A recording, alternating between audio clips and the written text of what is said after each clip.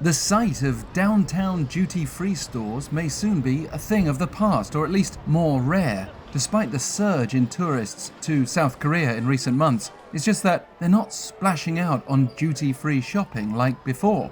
Total duty-free sales in Korea peaked at nearly 25 trillion won in 2019, with city duty-free stores catering to tourists making up 80% of sales. But last year, that figure dropped by more than 10 trillion won, with the country's 4 duty-free firms all reporting operating losses. The number of city duty-free shops nationwide also fell from 22 in 2019 to 16 last year.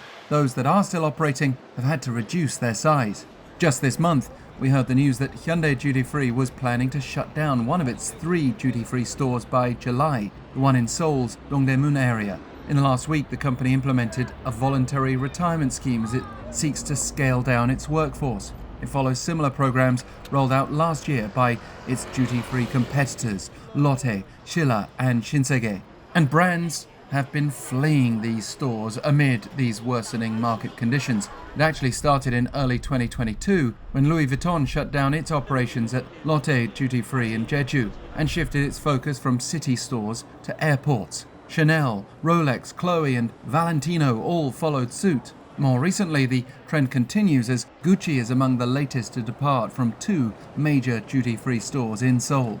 And yet, foreign visitors to South Korea spent nearly 9.3 trillion won last year, more than ever before. From 2023 to 24, there was a nearly 50% leap in the number of inbound tourists, almost reaching the pre-pandemic peak, and the Korea Tourism Organization's aiming to surpass that this year by targeting 18.5 million visitors in 2025.